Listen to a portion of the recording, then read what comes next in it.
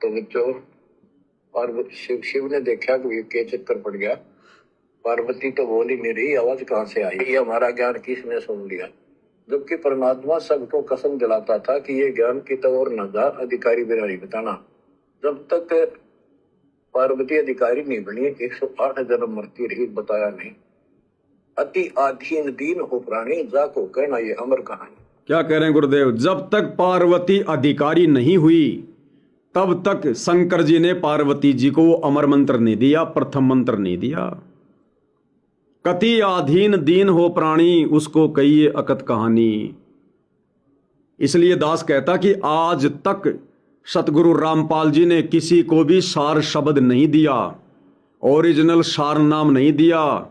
ये डीवीडी में जो गुरुदेव ने सार नाम डाल रखा है वो नकली है, नकली बंदूक है, क्योंकि अभी तक कोई उस सार नाम को प्राप्त करने का अधिकारी हुआ ही नहीं।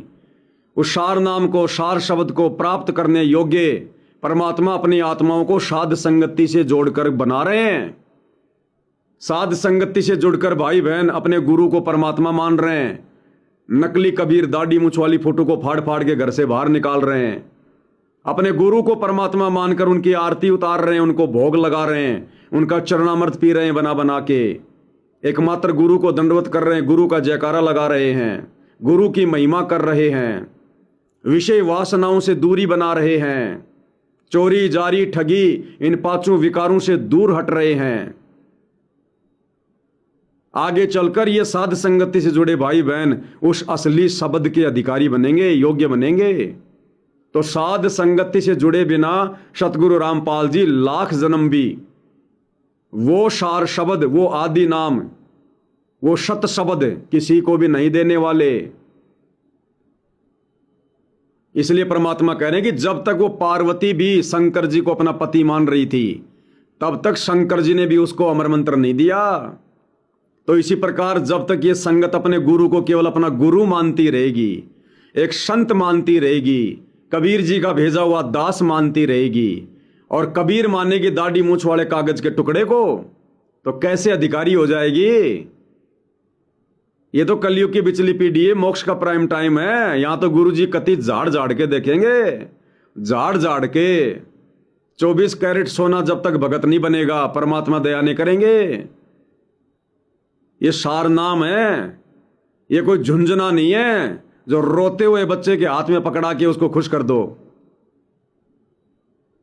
गुरुजी ने डीवीडी में डाल दिया सार नाम, सार शब्द। ये सार नाम है जिसके लिए परमात्मा ने धर्मदास को जिंदा समाधि दे दी। ये 15 रुपए की डीवीडी में डाल के और राजनेताओं की रैलियों में धक्के खाने वाले इन 2 कोड़ी के अपने घर वालों को आलू टमाटर की तरह बांटने के लिए देके जाएंगे क्या? जिस नाम को देने के लिए परमात्मा खुद सतलोक से चलकर इस गंदे लोक में आए हैं, उस नाम को देने के अधिकारी ये राजनेताओं की रैलियों में मक्खी मच्छर की तरह घूमने वाले उनके बेटा बेटी भाई बंधु रिश्तेदार हैं क्या? जिनकी महागलतियों के कारण, महाकुकर्मों के कारण, मनमानियों के कारण जिनका गुरु 2014 से जेल में बैठा है, उनको गुरु अधिकार देगा क्या आगे नाम देने का, नाम शुद्ध करवाने का? ये अधिकारी है क्या? ये खुद अभी तक प्रथम मंत्र के अधिकारी नहीं है। गुरु का परिवार अभी तक खुद प्रथम मंत्र का अधिकारी नहीं है। ये राजा बीर सिंह बघेल की कथा शायद संगत को अभी तक समझ में नहीं आई है। राजा था बीर सिंह, सतगुरु ने प्रथम नाम दिया, शतनाम दिया। फिर सतगुरु ने बताया कि बेटा एक सार नाम है, उसके बिना मोक्ष नहीं होगा। सार नाम लेने के लिए जिज्ञासा हुई बार बार, हे गुरुदेव सार नाम दे दो, सार नाम दे दो। और क्या खेल खेला फिर परमात्मा ने? बोला बेटा वो चंद्रप्रभा नाम की एक विधवा ब्राह्मणी है, उसकी बेटी है, वो भी तेरी गुरु बहन है, और उसके घर से एक साड़ी ले आ। वो साड़ी लाना जो साड़ी वो गंगा जी से जल ला ला के अपने घर में वो कपास उगा के जो जिसने वो बनाई है। राजा गया, उसने मना कर दिया, ये तो मैं अपने जगन्नाथ भगवान के लिए बना रही हूं, जगन्नाथ मंदिर में जाके चढ़ाऊंगी। वो भी गुरु को मानुष मान रही थी, भगवान मान रही थी उस पत्थर के टुकड़े को, जगन्नाथ को। जैसे आज ये नादान संगत संत रामपाल जी को अपना गुरु मान रही है और भगवान मान रही है उस कागज के टुकड़े को, उस कबीर की दाढ़ी मूंछ वाली फोटो को। तो उस चंद्र प्रभा ब्राह्मणी में और वर्तमान की लाखों की संगत में क्या अंतर रह गया? अरे चलो, उस समय तो मूल ज्ञान नहीं था, इतने सत्संग नहीं सुनती थी, तुम्हारे को क्या कमी छोड़ दी भगवान ने? गई तप्पड़ तप्पड़ करती पैदल, और जैसे ही वो साड़ी वहां जगन्नाथ की मूर्ति पे चढ़ाने लगी, उस मूर्ति के माध्यम से परमात्मा ने आकाशवाणी की, ये नादान क्यों लाई है यहां पर? वो असली जगन्नाथ तो काशी में बैठा है, कबीर तेरा गुरु, जब उसने मंगवाई थी क्यों नहीं दी? इसको मैं भी स्वीकार नहीं करूंगा। फेंक दी आंगन में, वहीं से रोती रोती आई। आने के बाद वीर सिंह को पता चला कि महाराज वहां आकाशवाणी हुई, वो मूर्ति बोली जगन्नाथ तो काशी में बैठा, वो कबीर जुला जगन्नाथ है। वीर सिंह के भी हाथ पैर फूल गए कि यो कबीर और भगवान। पैरों में गिर गया कि हे गुरुदेव, मैंने तो आपको केवल अपना गुरु मान रखा था। परमात्मा ने कहा कि नादान, तूने अभी तक मेरे को अपना गुरु भी नहीं मान रखा था।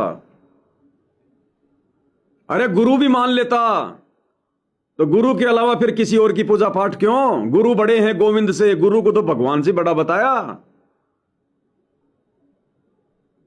पैरों में गिर गया और बोला काहे का सार नाम, दोबारा से प्रथम मंत्र ले, पहले नाम शुद्ध करवा, प्रथम मंत्र ले दोबारा, फिर तेरे को शतनाम दूंगा, उसके बाद फिर सार नाम की दया करूंगा। वो आली संगत का होगा वर्तमान में। उस हिसार जेल में बैठे जिंदा जगदीश को तो अपना गुरु मान रहे हैं, और गुरु भी हल्के में। अरे जो गुरु की मर्यादा नहीं निभा सकता वो गुरु को गुरु भी नहीं मानता। और जगन्नाथ मान रहे हैं उस कागज के टुकड़े को, कबीर की दाढ़ी मूछ वाली फोटो को, जो उनके महीने में उसका तो तुम जो है प्रकट दिवस मना रहे हो। और ले लेके डीवीडी से सार नाम सार शब्द, और अपने आप को धन्य मान बैठे हो। हिसार जेल से आने के बाद अगर तुम जिंदा रहे, पहली बात तो युग परिवर्तन के दौर में ऐसे जाओगे जैसे गधे के सिर से सींग जाते हैं, क्योंकि तुम्हारी मर्यादा नहीं है, और ये परमात्मा किसी का सगा नहीं है, बख्शेगा नहीं। जैसा तुमने बीज बोया वैसी फसल काटोगे। अब समय आ गया, और जो बच गए उनको दोबारा से प्रथम नाम लेना पड़ेगा। और जो साध संगति से जुड़े भाई बहन हैं, जो गुरु को परमात्मा मान के पतिव्रता पद की भक्ति कर रहे हैं, उनको गुरुदेव आते ही दया करेंगे। जो संकल्प में है, जो संकल्प में है, उनको आते ही प्रथम नाम देंगे, और कुछ ही समय बाद तुरंत उनको सतनाम देंगे। जो सतनाम में है उनको सार नाम देंगे। परमेश्वर सार शब्द की दया करेंगे और अपने पास में रखेंगे कल की सेना के रूप में। आज ये सतगुरु का ये कलयुगी परिवार, बड़े बड़े कोऑर्डिनेटर, ये मायाधारी मस्करे भगत, जो आज इन दो कोटि के राजनेताओं के आगे पीछे मच्छर मक्खी की तरह घूम रहे हैं, इनको सतगुरु रामपाल जी के दर्शन भी दुर्लभ हो जाएंगे, दर्शन भी दुर्लभ। ये हाल होगा। मेरी बताना, जब तक पार्वती अधिकारी नहीं बनी 108 जन्म मरती रही, बताया नहीं। अति आधीन दीन हो प्राणी, जाको कहना ये अमर कहानी। गरीबदास जी कबीर साहब ने बताया गरीबदास जी को कि आम आदमी नहीं ना बताना। अब आप सारे अधिकारी होगी, क्योंकि अब परमात्मा ने फिक्स टाइम कर रखा था, वह ठीक आ गई। गुरुदेव कह रहे हैं अब आप सारे अधिकारी हो गए, परमात्मा ने फिक्स टाइम कर रखा था, वो समय आ गया। कौन? साध संगति से जुड़े भाई बहन, कि अब आप सारे अधिकारी हो गए। आज से पहले क्यों नहीं कहा गुरुदेव ने कि आप सारे अधिकारी हो गए? 2014 बरवाड़ा आश्रम में क्यों नहीं कहा गुरुदेव ने कि आप सारे अधिकारी हो गए? अब हो गए अधिकारी सात संगति शुरू होने के बाद, सात संगति से जुड़ने के बाद, गुरु को परमात्मा मानकर। जिसने वो कबीर की दाढ़ी मुछ वाली फोटो फाड़ फाड़ के घर से बाहर कर दी, वो हो गया अधिकारी। जो अपने गुरु को परमात्मा मान के भोग लगा रहा है, गुरु की आरती उतार रहा है, गुरु की महिमा कर रहा है, राग द्वेष ईर्ष्या त्याग कर प्यार प्रेम से भक्ति कर रहा है, अब हो गया वो अधिकारी। इसलिए गुरुदेव कह रहे हो आप सारे अधिकारी हो गए। कौन? साध संगत वाले। हाँ, गलती कोई बीच में करेगा उसी समय परमात्मा उठा के पटक देगा। ये ना सोचना कि गुरु ने कह दिया तो हमारी बात बन गई। जिस दिन मर्यादा टूट गई उसी दिन उठा के साइड में पटक देगा परमात्मा, चाहे सतलोक जाने से आधे घंटे पहले की बात क्यों ना हो, या तो अंतिम श्वास तक मर्यादा। दासी को कि आम आदमी नहीं ना बताना। अब आप सारे अधिकारी होगी, क्योंकि अब परमात्मा ने फिक्स टाइम कर रखा था, वह ठीक आ गई। और आप सारे अधिकारी हो, इसलिए डंका बजा दिया जाता। तो ये आप बिजली पे दीवाले हो, आपके लिए सारा कुछ रोक रखा था। उसके बाद ये सुखदेव ऋषि के बारे में गरीबदास जी ने बताया है कि शंख जन्म पहले चले गए, कोई संयोग मालिक ने बनाया कि वहां इसके बॉडी को खराब किया, ना तो यो भी उड़ जाता, स्वस्थ होता था ये आत्मा, तो वहां इसको चार्ज करवाया। उसके बाद क्या करें गुरुदेव, जब शंकर जी पार्वती जी को अमर मंत्र देने की तैयारी कर रहे थे और आसपास कोई पशु पक्षी ना हो इसके लिए उन्होंने जो 3 बार जो तालियां बजाई जोर जोर से, तो जितने भी आसपास में जो पक्षी थे सारे उड़ गए, जो अंडे थे वो फूट गए, वो पक गए, उनमें से वो पक्षी बन गए, वो भी उड़ गए तुरंत। देखो भाई और बहनों, इस परमात्मा की शक्ति के आगे ये तुम्हारी विज्ञान, तुम्हारी एआई फेआई सब फैले। हम लोगों ने कभी परमात्मा के गुण समझे नहीं, चमत्कार कभी देखे नहीं, भगवान को कभी जाना नहीं, इन नकली बाबाओं के जंतर मंत्र के चक्कर में पड़े रहे। और जब से ये विज्ञान आई है, ये मोबाइल आए हैं, एआई आई है, पता नहीं हम क्या समझ बैठे विज्ञान को। अब जैसे एआई के माध्यम से दिखाते हैं, अंडे हैं, अंडे तुरंत फूट जाएंगे, उनमें से बच्चा निकलेगा, तुरंत वो तोता बन जाएगा, तुरंत वो उड़ जाएगा, तुरंत ऑटोमेटिक। परमात्मा क्या कह रहे हैं, तुम्हारी एआई को कोई जानता भी नहीं उस समय जब शंकर जी पार्वती जी को मंत्र दे रहे थे, और जब ताली बजाई उसी समय जो अंडे थे वो भी वो पक गए, फूट गए, और तुरंत वो बच्चे निकले, उनके पांख निकल आए तुरंत। जैसे तुम्हारी आज ये एआई दिखाती है, तुरंत उनके पांख बड़े बड़े हो जाते हैं, तुरंत अंडा फूटते तुरंत बच्चा, बच्चे के तुरंत पांख निकल गए, बड़ा हो गया और उड़ गया। ये एआई तो भाई बहुत पुरानी है, ये आध्यात्मिक एआई है, आध्यात्मिक एआई। और ये नकली एआई है, नकली। ये केवल बना बना के वैसे दिखा सकते हैं टीवी में, ओरिजिनल में किसी अंडे से तोता निकाल के तुरंत उसको बड़ा करके तुम्हारी विज्ञान नहीं उड़ा सकती। तो परमेश्वर की विज्ञान, परमेश्वर की एआई, परमेश्वर की साइंस सर्वश्रेष्ठ। क्या कह रहे मालिक, स्वस्थ होता था ये आत्मा। तो गुरुदेव कह रहे हैं कि वो अंडा जो बिगड़ा हुआ था, जो सड़ गया था, वो वैसे नहीं सड़ा था। परमात्मा सतगुरु रामपाल जी ने जानबूझ के उसको सड़ाया था, उसको जानबूझ के, क्योंकि सुखदेव वाली जो आत्मा थी, उस आत्मा का कोई ऐसा संस्कार था, परमात्मा ने दोबारा से उसको चार्ज करना था।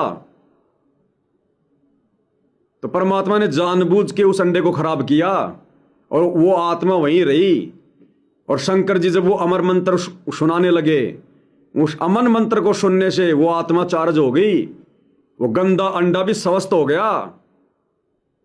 तुम्हारी विज्ञान करके दिखा देना गंदे अंडे को स्वस्थ, तुम्हारी विज्ञान किसी मुर्दे को जिंदा करके दिखा देना। तो मालिक की मर्जी से अंडा गंदा हुआ, क्योंकि परमात्मा ने उस आत्मा को चार्ज करना था, और गंदा अंडा फिर बाद में स्वस्थ हुआ, उसमें फिर वो पक्षी बना, तुरंत तैयार हो गया और वहां से उड़ लिया। सारे खेल परमात्मा जी के। ले गए, कोई संयोग मालिक ने बनाया कि वहां इसके बॉडी को खराब किया, ना तो यो भी उड़ जाता, स्वस्थ होता था ये आत्मा, तो वहां इसको चार्ज करवाया। उसके बाद इसकी स्टार्ट हुआ, मनुष्य जीवन प्राप्त हुआ। इसको तोते के जीवन को भोग कर फिर कभी आता, परमात्मा की कृपा हुई, इसके अंदर वो शक्ति आ गई, सिद्धि शक्तियां आई, और ये मनुष्य जीवन प्राप्त कर दिया इसने। पिछले जन्म असंख्यों इसके व्यर्थ जा चुके थे, ये खुद बताता है। और पिछले जन्मों में गधे की योनि को हो रहा था, अंधा हो गया, वो कथा आपको बताइए इसकी।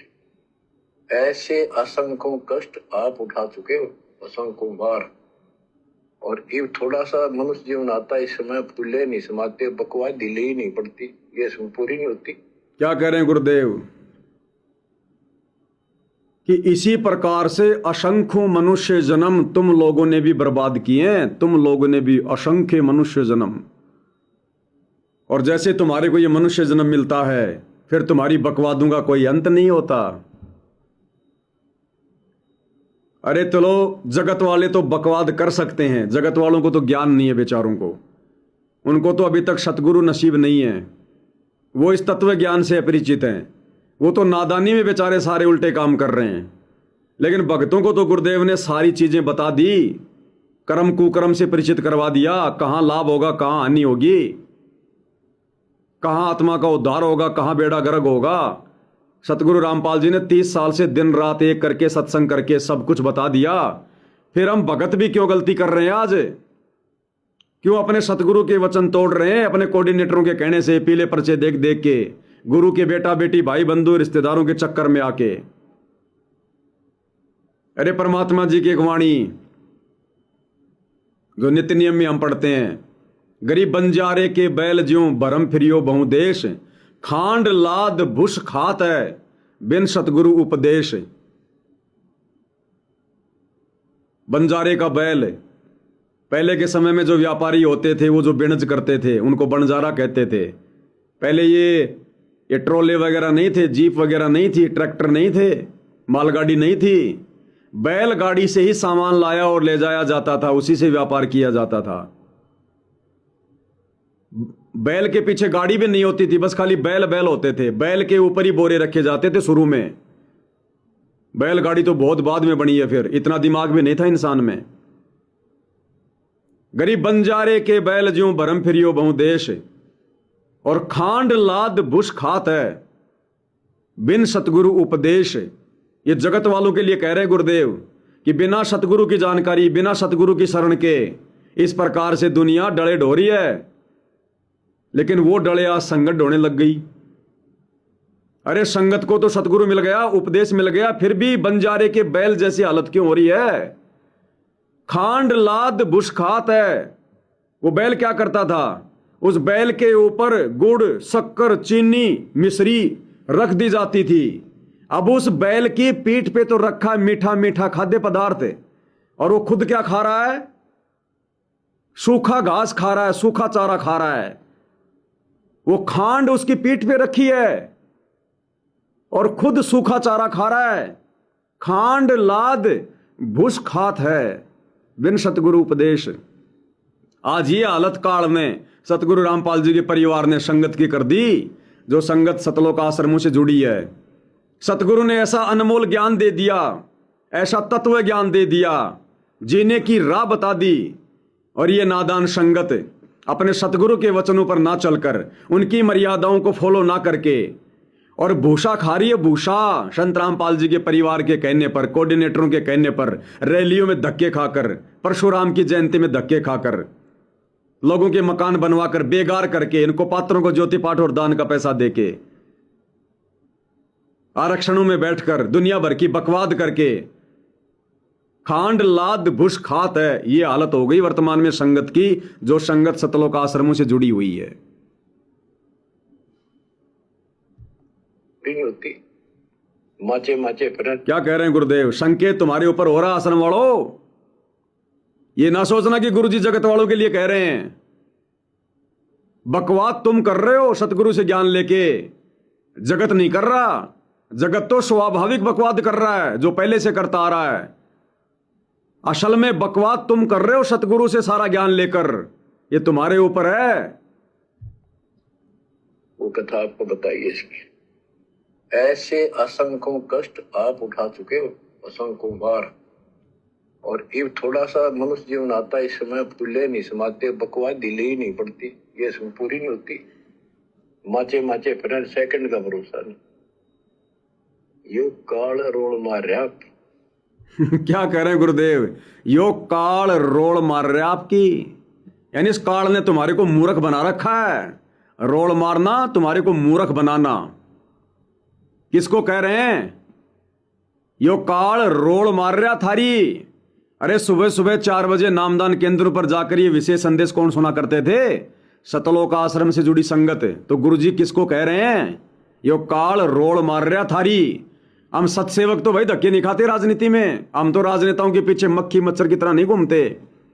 हम नहीं किसी अन्नपूर्णा मुहिम के तहत जा जाकर अपना पसीना बहाते बेगार करते हैं। हम सतगुरु के वचन में रहकर ज्ञान आधार से भक्ति करते हैं। हम जगत सेठ के बच्चे हैं, दुनिया के भिखारी नहीं है, दुनिया के नौकर नहीं है, मजदूर नहीं है। तो गुरुदेव तुम आश्रम वालों को कह रहे हैं जो कुकर्म तुम कर रहे हो वर्तमान में मर्यादा तोड़कर, उस बंजारे के बैल की तरह पीठ पर तुम्हारे खांड शक्कर है और खा रहे हो तुम भूसा। करनी चाहिए भगवान की भक्ति, आनंद से बैठ के सुमरण करना चाहिए सुरती नृत्य से, और कर रहे हो तुम बेगार लोगों के मकान बना के, नेताओं की रैलियों में धक्के खा के। तो तुम्हें कह रहे हैं गुरुदेव यो काल रोल मार रहा थारी, यो काल रोल मार रहा। आँख खोलो, ये कोई बालकों के डूम बाट के गीत नहीं है, या कोई नावल नहीं सुना रहा दास। आपको वो अमर वाणी सुना रहा हूं जो परमात्मा को देखे हुए महापुरुष के मुख से उच्चरित है। आंख खोल लो। किसको कह रहे हैं गुरुदेव की आंख खोल लो? अरे जगत को तो अभी सतगुरु ने उपदेश ही नहीं दिया, जगत को तो अभी ये ज्ञान समझाया नहीं गुरुदेव ने, जगत तो अभी इनकी शरण में नहीं है। तुम लोगों को कह रहे हो जो तुम उनकी शरण में आकर भी बकवाद कर रहे हो कि आंख खोल लो। क्या कह रहे हैं? ही नहीं पड़ती, ये सुन पूरी नहीं होती।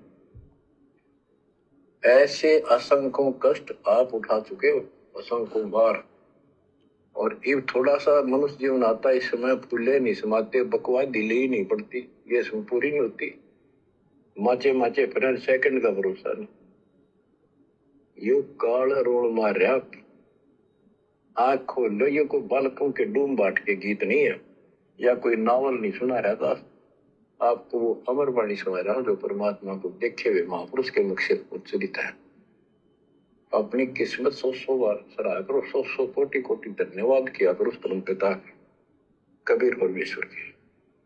हे परमात्मा, आपने सारा कुछ किया, जीव नहीं कर सकता कुछ भी, सत्कर मान लियो। जीव इतना आवश्यक रहे, इस मालिक से दूर ना हो बस। अब शरण पड़े को गुरु संभाल, जान का बालक घोड़ा रे, कह कबीर तुम चरण चित राखो, जो सुई में डोरा रे, जो सुई में डोरा रे। इतना तो आपने रखना पड़ेगा, इतना नहीं रखोगे तो बात नहीं बनेगी। ऐसे चिपक जाना होगा, विज्ञान के आधार से आपको ये प्रेरणा बनेगी, वैसे नहीं बन सकती। क्या कह रहे हैं गुरुदेव? चिपक जाओ अपने परमात्मा के, अपने गुरु जी के, और ये प्रेरणा ज्ञान के आधार से बनती है, वैसे नहीं बनती। अब ज्ञान आधार इन आश्रमों में है नहीं, गुरु का परिवार ही नहीं जानता ज्ञान आधार किस चिड़िया का नाम है। ये ज्ञान आधार तो साध संगत में बनाया जाता है, साध संगति में ये आते नहीं, साथ संगति से संगत को जुड़ने नहीं देते, तो ज्ञान आधार बनेगा कैसे? गुरुदेव कहते हैं रह जाओगे, बात नहीं बनेगी ऐसे, यानी मोक्ष नहीं होगा। ये कलयुग की पिछली पीढ़ी है, ज्ञान मार्ग है, ज्ञान मार्ग, ज्ञान को आधार बनाकर ही भक्ति सफल होगी। हम सत्सेवक इन राजनेताओं की रैलियों में गुरुजी के परिवार के कहने से धक्के क्यों नहीं खाते? अरे हम भी तो गुरुजी के भगत हैं, हम भी तो मूर्खता दिखा सकते हैं बाकी संगत की तरह, क्यों नहीं दिखा रहे? क्योंकि हमने ज्ञान को आधार बनाया, हमने गुरुजी के द्वारा सुनाई गई सृष्टि रचना को भली भांति समझा। और बार बार गुरुजी यही तो कहते हैं कि बच्चों, जब तक तुम सृष्टि रचना को अच्छे से नहीं समझोगे, तुम भक्ति मार्ग पर कभी दृढ़ नहीं हो पाओगे। कोई भी तुम्हें डगमग कर देगा, जैसे कि आज गुरु का परिवार लाखों की संगत को कर रहा है। सृष्टि रचना में क्या बताया गुरुदेव ने? काल ने जब एक पैर पे खड़ा होके तप करना शुरू किया, किस लिए कर रहा था? राजनीति के लिए, अलग से राज्य प्राप्त करने के लिए। वो राजनीति हो गई ना। अरे आज कोई भी व्यक्ति चुनाव लड़ता है, क्यों लड़ता है? कोई राजस्थान के मुख्यमंत्री का चुनाव लड़ता है, क्यों लड़ता है? पूरा राजस्थान प्राप्त करने के लिए, पूरा क्षेत्र प्राप्त करने के लिए, राज्य प्राप्त करने के लिए, राजा बनने के लिए। तो काल ने सतलोक में तप क्यों किया? अलग से राज्य प्राप्ति के लिए। वो राजनीति कर रहा था, जिस प्रकार आज कोई व्यक्ति चुनाव लड़ता है राज्य प्राप्त करने के लिए, राजपद प्राप्त करने के लिए, तो काल ने एक पैर पे खड़ा होकर तपस्या क्यों की सतलोक में? अलग से राज्य प्राप्ति के लिए राजनीति कर रहा था। और आप और हम क्यों फैल हुए? हम उस राजनेता के चारों तरफ घूम गए, हम उस राजनेता के चारों तरफ घूमने लगे। आज संगत क्या कर रही है? ये 2 कोटी के राजनेता क्या कर रहे हैं? ये अपनी रैलियां, अपनी मीटिंग कर करके राज्य प्राप्ति के लिए, अपने राज्य को बनाए रखने के लिए, और हम नादान भक्तों को गुरुजी के परिवार के द्वारा उनकी रैलियों में भेज दिया जाता है। कभी मुख्यमंत्री की रैली में, कभी प्रधानमंत्री की रैली में। अरे यही चक्कर तो हम सतलोक में काट रहे थे उस काल के आगे पीछे, जब वो अपनी राजनीति कर रहा था। वो चक्कर आज हमारे से संत रामपाल जी के परिवार के द्वारा कटवाए जा रहे हैं इन राजनेताओं की रैलियों में। हम सतलोक में भी नहीं समझ पाए, हम आज भी नहीं समझ पा रहे।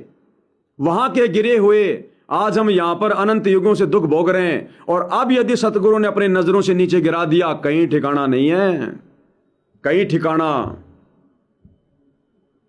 ये विचार कर लेना, सृष्टि रचना मास्टर की है।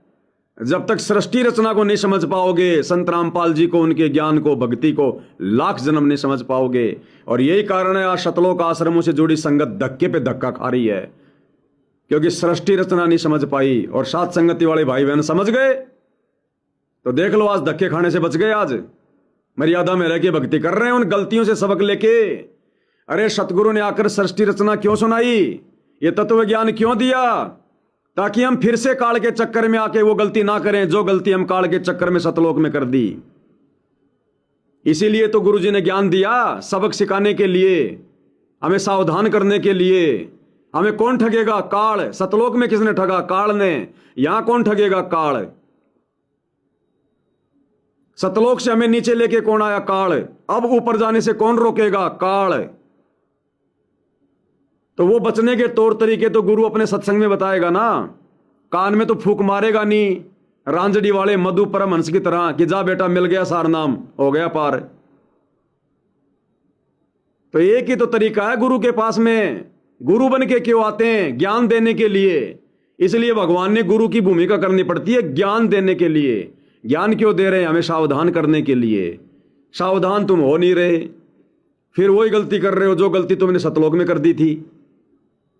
वहां काल के चारों तरफ चक्कर काट रहे थे जब वो अपनी राजनीति कर रहा था। यहां तुम इन 2 कोटी के नेताओं के चारों तरफ चक्कर काट रहे हो। वहां भी ऐसे भगत आपस में देखा देखी में, यहां भी सारे देखा देखी में। तो भैया अभी इस राजनीति के चक्कर से बाहर, काल के चक्कर से बाहर केवल सत्सेवक भाई बहन निकलने का प्रयास कर रहे हैं। बाकी संगत तो उल्टा फंसती जा रही है। और अब 13 मार्च 2026 को वासी में जो अजय चौटाला का जन्मदिन है, जिसमें संत रामपाल जी को सम्मानित करने के बहाने हजारों की संगत की मर्यादा और तोड़वाई जाएगी। हालांकि पहले से टूटी पड़ी है मर्यादा, तो इनकी सुरक्षित कहां है, लेकिन और पंचर किया जाएगा भक्तों को। कोई बेचारा नया भगत होगा अभी, जिसने नाम लिया होगा नया नया, जिसको इस रामायण का पता नहीं है, उनकी और मर्यादा टूट जाएगी। तो कब निकलोगे इस गंदी राजनीति से बाहर? अरे अब तो सतलोक चलने का समय है। अभी भी तुम्हारे से ये भेड़चाल नहीं छूट रही। क्यों अपने पैर पे कुल्हाड़ी मार रहे हो? ये गुरु का परिवार अंत में साइड में हो जाएगा, भोगना तुमने पड़ेगा। बचपन में हिंदी में पढ़ा करते थे कथा, 4वीं 5वीं में। एक व्यक्ति था, वो दही से भरा हुआ मटका बाजार में बेचने के लिए जाता था। एक कौवा आता था, कौवा उस दही के ढक्कन को हटा के और चोंच मार मार के दही खाता था। बाद में उसे पता चला कि भाई मेरा दही कौन खाता? कौवा खाता है। कई दिन हो गए। उस कौवे के साथ में एक दिन हंस की दोस्ती हो गई। अब हंस की और कौवे की दोस्ती नहीं होनी चाहिए। उन दोनों के आचार विचार व्यवहार खान पान में बिल्कुल मेल नहीं होता। लेकिन कौवे ने एक हंस को अपना दोस्त बना लिया और बोला, दोस्त चल आज मैं तुझे दही खिला के लाता हूं। अब हंस बेचारा भोला भाड़ा बोला, भाई चल। अब वो व्यक्ति दही की मटकी लेके जा रहा, हाथ में उसने पकड़ रखा डंडा कि आज आने दे बेटे को। कौवे ने क्या किया? उसकी तो रोजाना की उसकी प्रैक्टिस थी। उसने ढक्कन चोंच से पकड़ के हटाया, तुरंत मारी चोंच, दही खाया और उड़ लिया। उसने देखा आ गया हंस। हंस बेचारा भोला भाड़ा, उसने सोचा मैंने गलती थोड़ी करी है, गलती तो इसने करी है, दही तो इसने खाया, मैं क्यों पीटूंगा। वो वहीं चलता रहा मटकी के साथ साथ में। अब उसको क्या पता कौन खा रहा है। उसने ऊपर देखा तो हंस, मारा डंडा खींच के वहीं नीचे जमीन पे गिर गया, लौट गया। तो ये है संगत और कुसंगत का असर। वो हंस अगर उस कौवे की अगर वो कुसंगत ना करता और अपने मानसरोवर पे रहता, बढ़िया अपनी मोती खाता, तो मौत को गले नहीं लगाता। तो ये नादान संगत अगर गुरु जी के ज्ञान को आधार बनाकर और घर बैठकर वर्तमान में गुरु की गैर हाजिरी में अगर अपनी भक्ति करे, मर्यादा निभाए, तो बचाव है। इन कौवों की संगति करके भैया राजनीति करोगे। ये कौवे हैं, ये सतलोक आश्रम वाले, कोऑर्डिनेटर, नामदान संचालक, आश्रम संचालक, गुरु जी का बेटा बेटी, भाई बंधु रिश्तेदार, पोता पोती, ये क्या है? ये कौवे हैं, कौवे। ये कभी हंस नहीं बन सकते। और तुम यदि हंस होकर सतगुरु के भगत होकर इनकी कुसंगति करोगे, ये तुम्हारी गर्दन कभी न कभी जरूर तुड़वाएंगे। और तुड़वाई रखी है, मर्यादा तुड़वाई दी, अब काल कभी भी उठा ले जाएगा। मर्यादा तो तुड़वाई दी, और मर्यादा विहीन का कभी अगर कोई कमजोर संस्कार आ गया, काल उठा ले जाएगा।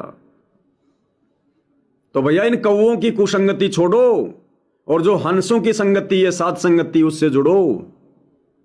हमें कोई शौक नहीं है रोजाना तुम्हें समझाने का, 3-3 घंटे बैठ के थूक बिलोने का। लेकिन कल को भैया गुरु जी आएंगे, पूछेंगे तो क्या जवाब देंगे? हमें सब कुछ पता था, फिर हमने तुम्हें क्यों नहीं बताया, बार बार क्यों नहीं समझाया? सतगुरु भी तो पिछले 35 साल से वही 4 बात बता रहा है। भक्ति कर लो, नहीं तो काल के जाल में रहोगे, लक 84 में जाओगे, नरक में जाओगे, गधे कुत्ते बनोगे। सतगुरु भी तो 4 बात ही बता रहा है, बार बार बार बार बार बार। तो वही हम बताएंगे भैया। कीट न जाने भृंग को, सतगुरु कर ले आप समान। जिसको पसंद आ गई, जिसको समझ में आ गई, वो बच जाएगा, नहीं तो भैया दुर्गति तो तैयार है। क्या कह रहे हैं मालिक? वो बात नहीं बनेगी, ऐसे चिपक जाना होगा। विज्ञान के आधार से आपको ये प्रेरणा बनेगी, वैसे नहीं बन सकती, कितनी कोशिश कर लो।